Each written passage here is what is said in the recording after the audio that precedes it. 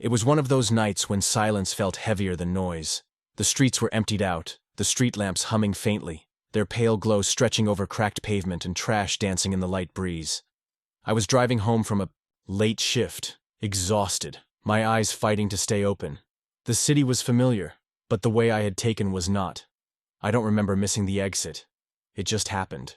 One moment I was on the main highway, the next I was rolling slowly down a dim, narrow road lined with abandoned shops and boarded-up windows. My GPS flickered, froze, and then lost signal entirely. That was the first red flag. I told myself it was fine. I'd find a turn, circle back, and get home. But the road stretched unnaturally long, curving lazily through silence. The further I drove, the fewer signs of life there were. No cars passed me, no pedestrians. Only the sound of my tires humming against the road. Then I saw him. A man standing, perfectly still in the middle of the street. He wasn't moving, wasn't walking, just standing there, directly under a broken streetlight, his body swallowed in the shadows. I slowed the car, instinctively leaning forward to get a better look. He was tall, wearing something dark that blended into the night. His face, if he had one, was obscured. My headlights washed over him, but instead of stepping aside, he didn't move at all, not even a flinch. I tapped the horn lightly, my nerves sparking. No reaction. For a moment, I considered turning back, but the road was too narrow to easily reverse. I told myself he was just some drunk, some stranger who wandered out too far. Nothing to worry about. But as I inched closer, a prickling unease crawled up my neck. That was when he finally moved. Not to step aside, not to wave. He tilted his head slowly, unnaturally far to the left, like a puppet with its strings pulled wrong. And then he smiled. It wasn't the kind of smile people make. It was too wide, too strained, stretching far beyond what seemed possible. Something in me screamed to get away. I swerved hard to the left, tires screeching against the pavement as I maneuvered around him. My eyes stayed locked on the road, refusing to check if he turned to follow me. But in the rearview mirror, I saw it anyway. He was no longer standing, where I left him. He was walking, no, gliding, straight down the center of the road, in my direction. His arms dangling loosely, his head still tilted, that impossible smile fixed in place. I pressed the gas harder, my pulse hammering in my ears. The road had no intersections, no exits, no lights. Just me, the empty street, and the figure who should have been far behind. But somehow, no matter how fast I drove, I kept catching glimpses of him in the mirror. Always closer than he should have been. By the time I realized I might not be able to leave this road at all, it was already too late. The road swallowed me. No matter how far I went, the same boarded-up storefronts, the same flickering lamps repeated like a broken film reel. My GPS was dead, my phone had no signal, and every attempt to turn off just looped me back to where I'd been before. And then there was him. Every few minutes, when I dared glance back, he was there. Sometimes in the middle of the road, sometimes leaning against a pole, sometimes standing perfectly still at a distance that made no sense with the speed I was going. The strangest part wasn't just that he was following me. It was how calm he looked. No rush, no running. Just that tilted head and that too wide smile. Always staring, always knowing I could see him. I tried to rationalize it. Maybe it was exhaustion. Maybe my brain was short-circuiting after a 12-hour shift. But when I finally convinced myself to slow the car and stop completely, the proof tore all doubt away. Because as I sat there, gripping the wheel, trying to breathe, I watched him step out from behind a nearby street lamp. Only this time, he was no longer far behind. He was standing across the street, directly opposite my car, as if he'd been waiting all along. The distance between us was no more than 30 feet. I locked the doors immediately, heart pounding, so violently I could hear the blood in my ears. His body swayed slightly like he was listening to music I couldn't hear. His arms twitched, then dropped limp again. His head tilted further, unnatural, broken. Then, in a sudden snap, his entire body straightened, rigid as a statue. His smile widened, if that was even possible. And he took one slow, deliberate step toward me. That was enough. I slammed the gas, the tires squealing as I tore down the street again. My eyes flicked up to the mirror, but the road behind me was empty. Too empty. And then, without warning, the radio burst alive. It was static at first, hissing loud, filling the silence. But underneath the static was something else. A voice. Not quite clear. Not quite human. Whispering. At first I thought it was random noise, but the longer I listened, the more distinct it became. It was repeating my name, over and over again. Ripped the radio dial off the console, desperate to silence it, but the sound didn't stop. It grew louder, sharper, as if the voice was now inside the car with me. My chest tightened, breath shallow, and then the headlights caught something ahead. A figure. Standing dead center in the road. He was there again, waiting for me. I veered. To the side, nearly losing control, my tires screaming against the pavement. Somehow I missed him. But when I steadied the car, the road ahead was no different than before. The same buildings. The same lamps. The same oppressive emptiness. It was like I hadn't moved at all. Panic clawed its way through me. I sped up, searching desperately for an end, for any sign of escape. But no matter how far I drove, the scene around me never changed. I could swear I passed the same graffiti-stained wall 3, 4, 5 times. And then came the sound. A low tapping, from the roof of the car. At first I tried to ignore it, convincing myself it was a branch, a loose wire. But the tapping grew louder, sharper, until it became a deliberate rhythm. 3 knocks. Pause. 3 knocks again. I gripped the wheel, refusing to look up, refusing to acknowledge it. Then the knocks moved. To the side window. I couldn't help it. I turned my head. He was there. Not standing outside, but somehow pressed against the glass. His face inches from mine. His wide smile fogging up the window with every exhale. His eyes were black pits, reflecting no light, only emptiness. His hand tapped once more against the glass, slow and patient, as if waiting for me to open the door. I screamed, flooring the gas again, swerving violently until his face slipped away from view. My chest burned, my knuckles white around the wheel. But as soon as I thought I'd shaken him, the laughter started. Not from outside, from inside the car. Low, guttural, distorted laughter that filled every inch of space around me.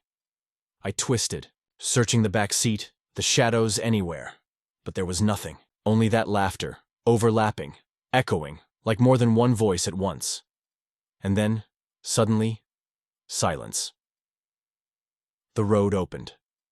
Ahead of me was a single intersection, the first I'd seen all night. Relief surged through me. I turned without hesitation, desperate to break free. But when my headlights washed over the new street, my heart froze. It was the same road. The same broken lamps. The same boarded storefronts.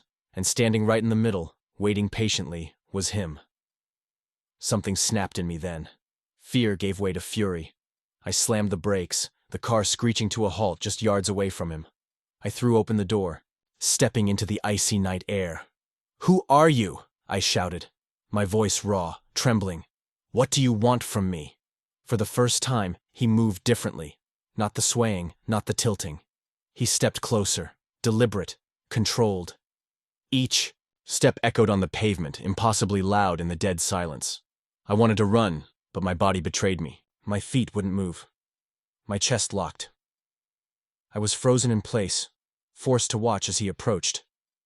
When he was only a few feet away, I finally saw his face clearly. It wasn't a face at all. The skin was stretched unnaturally tight. The features twisted into something vaguely human, but horribly wrong. His mouth was split open too wide, exposing a void where teeth should have been. And those eyes, those black, endless eyes, pulled at me, dragged me into their emptiness until I felt my mind unraveling. He leaned close, his voice rasping out of that hollow grin. "You're not supposed to be here." And then everything went black. When I opened my eyes, I was parked outside my apartment complex. My car engine was off, the keys in my lap. My phone showed the correct time, as if no time had passed at all. For a moment, I let myself believe it had been a nightmare.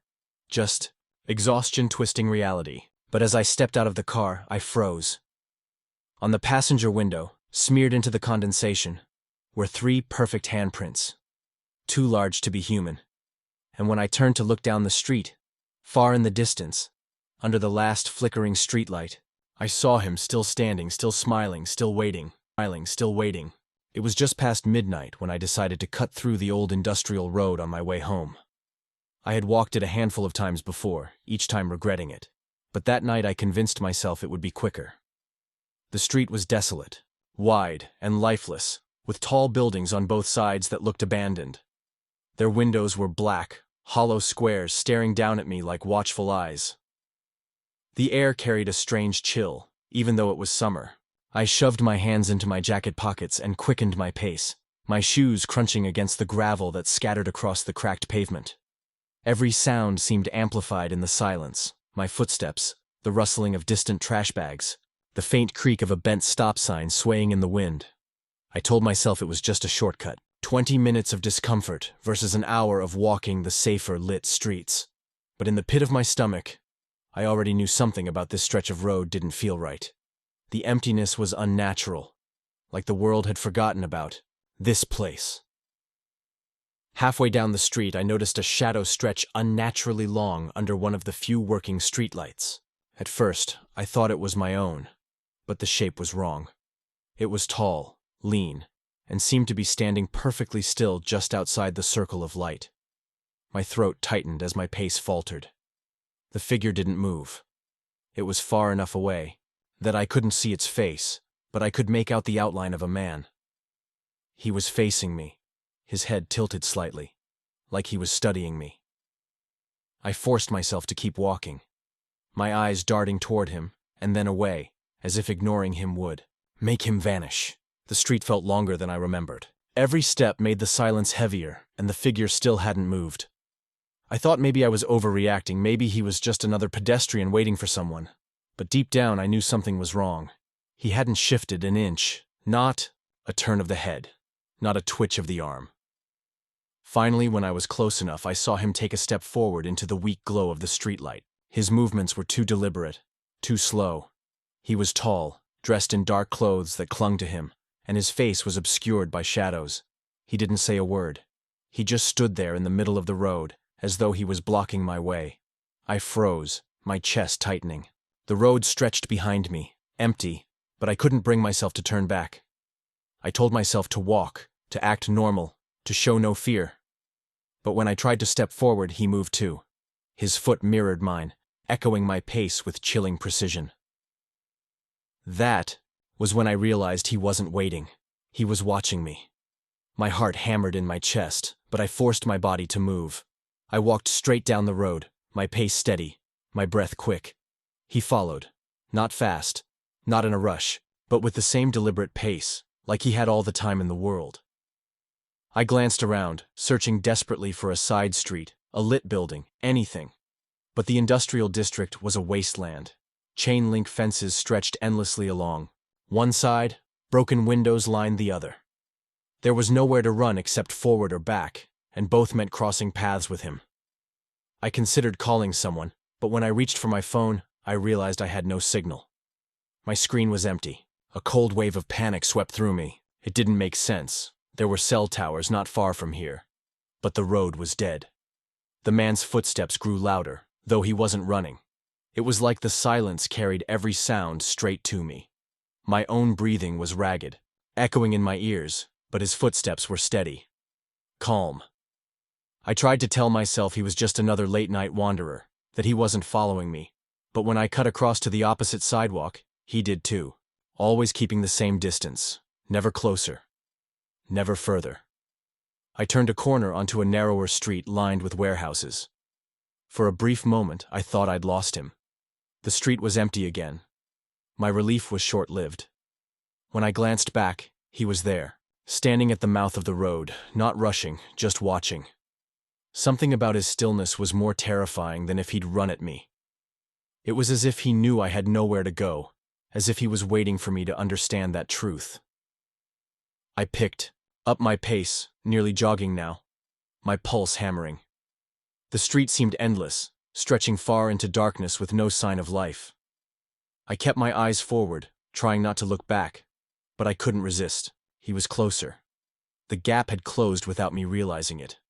His slow walk somehow matched my near run. It didn't make sense. The distance should have been the same, but every time I looked back, he was nearer.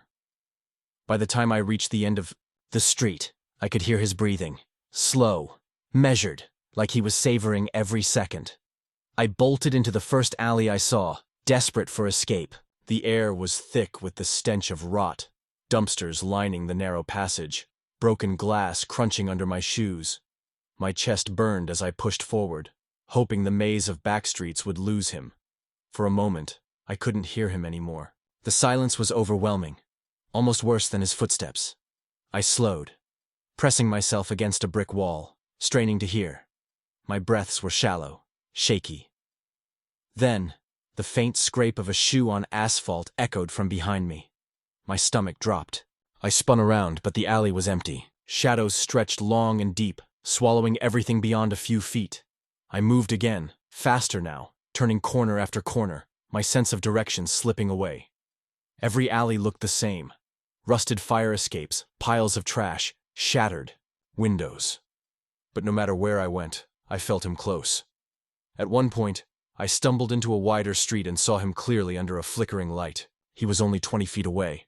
His face was still hidden in shadows, but I could see the curve of a grin stretching across his features. It was faint, unnatural, like it wasn't meant for me to see. That was when I realized he was enjoying this. I ran, sprinting now, my lungs screaming for air, my shoes slammed against the ground, echoing through the silent streets. But every corner I turned, he was there. Sometimes ahead of me, sometimes behind, always at the edge of sight. It was impossible. He couldn't be everywhere at once. But he was. His presence clung to me, pressing closer with every step. My legs gave out, and I stumbled into another alley, collapsing against a wall. My vision blurred as I tried to catch my breath. For the first time, I let myself look directly into the darkness. He was there, not moving, not breathing, just standing. I don't know what possessed me, but I screamed at him. "What do you want?" My voice cracked, echoing down the alley. He didn't answer. He didn't need to. His silence said everything. He wanted me afraid. He wanted me to know there was no escape. When he finally moved, it wasn't with the same slow, deliberate pace as before. He lunged, fast, too fast. The distance between us collapsed in a second. I scrambled to my feet and ran, every nerve in my body on fire. The alley twisted and turned, but he was always just behind me. I could hear his footsteps pounding now, no longer calm but violent. My body screamed for me to keep going, but I knew I couldn't outrun him. At the end of the alley, I saw a chain-link fence. Without thinking, I threw myself at it, climbing with everything I had. The metal cut into my hands, tearing skin, but I didn't stop. His footsteps were right below me. I could feel the air shift as he reached for me. I hurled myself over the top and dropped hard onto the other side, pain shooting through my ankle. I didn't care. I crawled forward, dragging myself into the street. When I looked back, the fence was empty. He hadn't climbed. He was just standing there, his hands gripping the chain, his head tilted as he watched me. And then he spoke. "Next time, don't take the shortcut." His voice was low, steady, and filled with something that made my blood run cold. He let go of the fence and stepped back into the shadows, disappearing without a sound. I limped the rest of the way home, shaking, my ears straining for any sign of him. But the streets were empty again, silent, as if nothing had happened. That night, I swore I would never walk that road again. But sometimes, when I close my eyes, I hear his footsteps. Always steady, always waiting, always waiting. The night was colder than it should have been for early spring, the kind of sharp chill that worked its way through your jacket and clung to your skin. Marcus pulled the zipper of his hoodie higher and shoved his hands deep into his pockets, wishing he had left his friend's house an hour earlier. The streets were nearly empty, only the occasional car breaking the silence with the hum of its engine as it passed. He was used to walking home alone. The small town had its fair share of dimly lit streets, but Marcus had never felt unsafe before. Tonight was different. Something about the silence seemed off, almost like the quiet was forced, like the world itself was holding its breath. He quickened his pace, sneakers scraping softly against the cracked sidewalk. Streetlights flickered weakly overhead, their glow leaving patches of shadow stretched long across the road. As he walked past a row of old shops, Marcus thought he heard the faint shuffle of footsteps behind him. He froze and glanced back. Nothing. Just the empty street trailing off into darkness. Marcus laughed under his breath, shaking his head. He told himself he was just being paranoid, that his friend's horror movie marathon was still clinging to him. But when he started walking again, the sound returned. Soft, deliberate footsteps keeping pace with his own. He spun around faster, this time, scanning the street. Still nothing. But now, in the far distance, he thought he saw something darker than the shadows. A figure standing at the far corner, motionless. Marcus stared, his stomach twisted. The figure didn't move. Marcus pulled out his phone and pretended to check something on it, the glow illuminating his nervous face. He looked up again, and the figure was gone.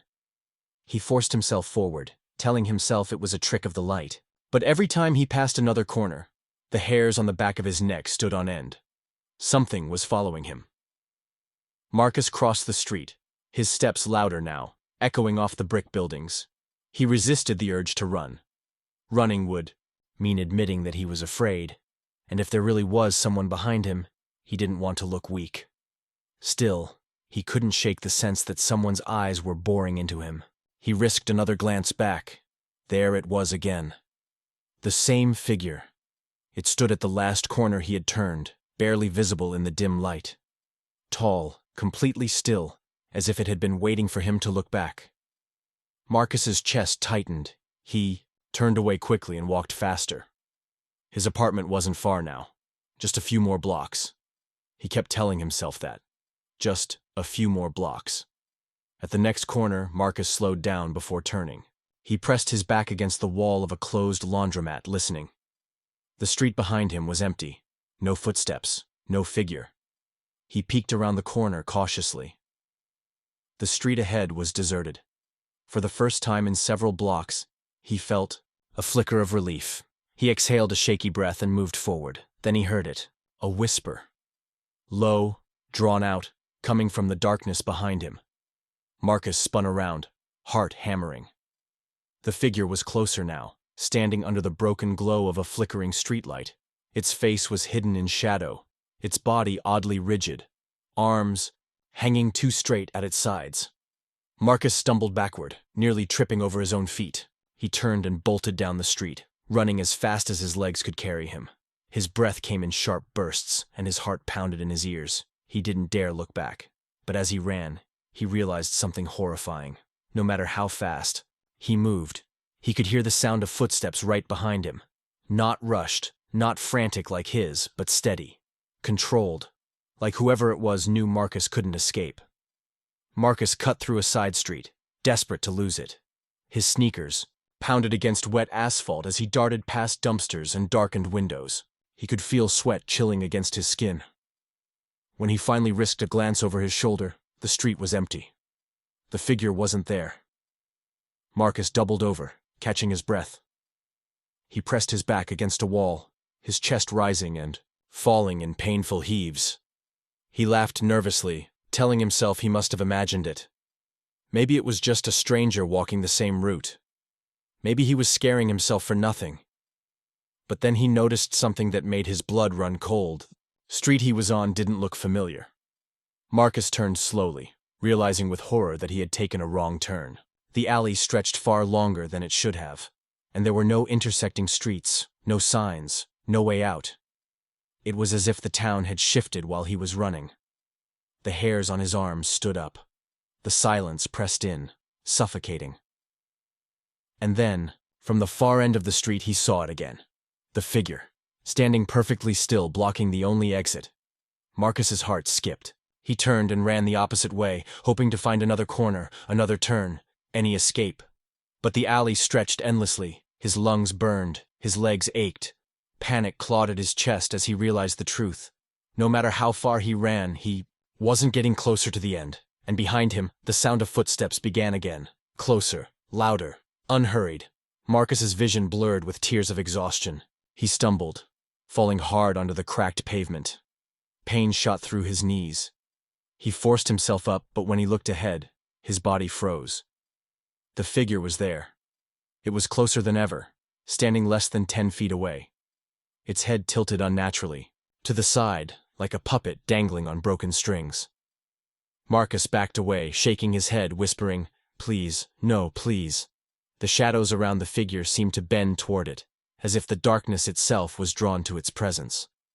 Marcus turned and ran again, sprinting with every ounce of strength he had left. He didn't care where he ended up. He just needed to get away.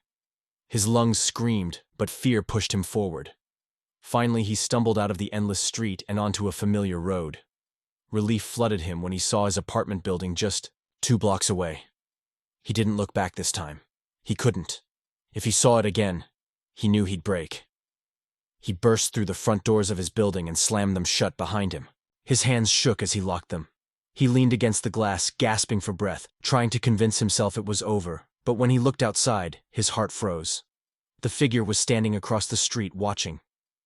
Marcus ran upstairs to his apartment, fumbling with his keys before bursting inside. He locked the door, pulled the curtains shut, and collapsed against the wall. His entire body trembled. For hours, he sat there in silence, listening. He could hear nothing from outside, no footsteps, no whispers, just silence. Eventually, exhaustion pulled him into a restless sleep. When he woke the next morning, sunlight streamed through the blinds. The fear of last night felt like a bad dream. He laughed at himself, embarrassed at how terrified he had been. But when he walked to the window and opened the blinds, the smile died on his face. Across the street, in the exact same spot as before, the figure stood motionless. Its head tilted slowly, unnaturally, and this time it raised one arm and pointed directly at him. Marcus stumbled back, heart pounding. He realized with dawning horror that it had never left, and deep down, he knew it. Never would. Never would.